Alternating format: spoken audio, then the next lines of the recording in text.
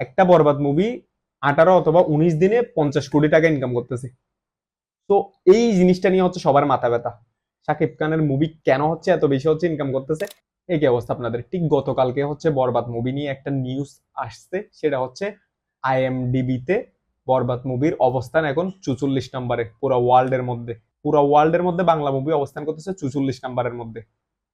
এবং এই বরবাদ মুভিটা করার পর শাকিব খানের পেছনে পুরা ইন্ডাস্ট্রির বেশিরভাগ আগের যেই পরিচালকরা ছিল, যারা হচ্ছে মেগাস্টার শাকিব খানের সাথে হচ্ছে আগে ছিল, তারা সবাই হচ্ছে একদম কি উঠে পড়ে লেগেছে। কেউ হচ্ছে আজে বাজে মন্তব্য করতেছে, কেউ হচ্ছে এটা কোনো মুভি হয় না, কেউ বলতেছে আপনার এই মুভি কিভাবে সেন্সর পাইলো, এবং আরো নানা কিছু। এর ভিতরে আবার স্টার সিনিপ্লেক্স আছে, যারা হচ্ছে বরবাদ মুভির অগ্রিম 2 থেকে 3 দিনের টিকিট বিক্রি হওয়ার পরেও বরবাদ মুভির শো বাড়াচ্ছে না। ইভেন বরবাদ মুভির সাথে আরো যে মুভিগুলো আছে তার মধ্যে একটা মুভি হচ্ছে, একটা শো হচ্ছে হাউসফুল যাচ্ছে না, তারপরেও হচ্ছে বরবাদ মুভির শো হচ্ছে স্টার সিনিপ্লেক্সে বাড়ানো হচ্ছে না। ইভেন আজকের কথা যদি বলি, আজকে এমন ঘটনা শুনছি আমরা যেখানে হচ্ছে কাউন্টারে গেলে তারা নাকি আপনার টেকনিক্যাল ত্রুটির কারণে বরবাদ মুভির টিকিট দিচ্ছে না। তারা বলতেছে টেকনিক্যাল ত্রুটির কারণে বরবাদ মুভির টিকিট দেওয়া যাচ্ছে না আপনাদের, আপনারা অন্যান্য মুভির টিকিট নেন।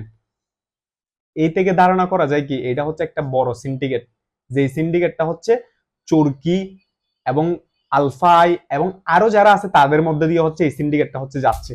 এবং এই সিন্ডিকেটটা কার মাধ্যমে চলতেছে, কারা চালাচ্ছে, এগুলো হচ্ছে সবাই জানে। সবাই জানার পরও কেন হচ্ছে বরবাদ মুভিকে হচ্ছে আটকানোর জন্য সবাই চেষ্টা করতেছে। যেখানে হচ্ছে একজন নতুন প্রযোজক, যিনি হচ্ছে 15 কোটি টাকার লগ্নি করে একটা মুভি করার সাহস দেখিয়েছে, তাকে নিয়ে হচ্ছে সবাই এক ধরনের পরিকল্পনা করতেছে যাতে তিনি হচ্ছে সামনে আর মুভি তৈরি করতে না পারে। ইভেন তিনি এমনও কথা বলছে যে আমাদের দেশে যেহেতু সিনেমা হলের সংকট, সেজন্য আমি নিজে হচ্ছে সিনিপ্লেক্স তৈরি করব।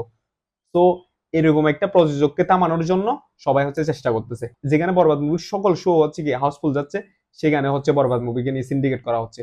তাহলে চিন্তা করে দেখেন আপনারা, কিভাবে আমাদের দেশের বাংলা ইন্ডাস্ট্রিটা এগিয়ে যাবে, কিভাবে আমাদের দেশের মুভি ইন্ডাস্ট্রি এগিয়ে যাবে, যেখানে হচ্ছে একটা ভালো মুভি আসলে সেই মুভিটাকে হচ্ছে ভালোভাবে হচ্ছে কদর করা হয় না। কিছুদিন আগে হচ্ছে দেখছেন আপনার টাকলা ইকবাল নামে হচ্ছে একজন প্রযোজক আছে, প্রযোজক এবং পরিচালক, উনি নিজে হচ্ছে কি আজে বাজে মন্তব্য করতেছে মুভি নিয়ে। আমি একটা কথা বলবো, যে সকল সাংবাদিক ভাইয়েরা হচ্ছে উনার কাছ থেকে হচ্ছে কি আপনারা হচ্ছে নিউজ কালেক্ট করার জন্য অথবা হচ্ছে ইন্টারভিউর জন্য যান, কেন আপনাদের কি হচ্ছে কি সংবাদ অথবা আপনাদের কি হচ্ছে কন্টেন্টের অভাব হয়েছে, আপনারা হচ্ছে উনার থেকে হচ্ছে কি ইন্টারভিউ নেওয়ার জন্য যান? কি আজে বাজে কথা বলে এবং ফাউল কথা বলে এইসব লোকের কাছ থেকে যদি আপনারা ইন্টারভিউর জন্য যান, তাহলে মান সম্মান ডিমান্ড তো আপনাদেরই কমবে। দর্শক কি চাচ্ছে এবং দর্শক কি বলতেছে সেগুলো দেখে হচ্ছে আপনাদের কি ইন্টারভিউ নেওয়া উচিত, এবং হচ্ছে কি আপনাদের কন্টেন্ট গুলো হচ্ছে কি আপডেট করা উচিত।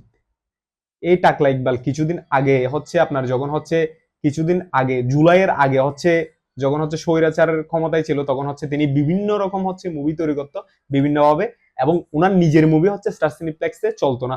2 দিনের মাথায় যখন হচ্ছে উনার মুভি নামাই দিত, তখন উনি নানাভাবে কি বিড়ম্বনা করতো।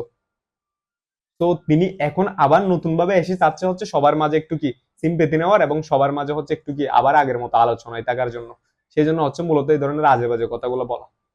একটা কথাই বলবো, আপনি দেখেন আজকে হচ্ছে 16তম দিন, ঈদের 16তম দিনে এসে 17-18 দিন হলে আই হোপ বরবাদের গ্রেস কালেকশন 50 crore হচ্ছে কি পার হবে।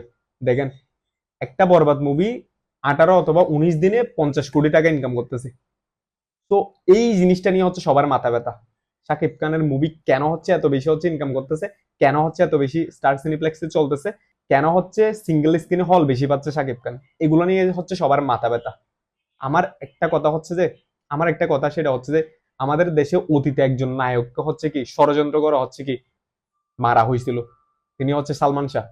বিকজ সালমান শাহ যখন হচ্ছে মুভি করতো তখন হচ্ছে অন্যান্য নায়ক যেগুলো ছিল তাদের হচ্ছে একটু কি ছিল, প্রবলেম ছিল হচ্ছে সালমান শাহকে নিয়ে। ঠিক সেম অবস্থা হচ্ছে এখনকার শাকিব খানের ক্ষেত্রে এসে, যে আমাদের দেশে যে অন্যান্য নায়কগুলো আছে যারা হচ্ছে ওনার সাথে মুভি করে অথবা অন্যান্য যে পরিচালকগুলো আছে, বেশিরভাগই কিন্তু চায় নাকি শাকিব খান ভালো কিছু করুক, শাকিব খানের মুভি চলুক।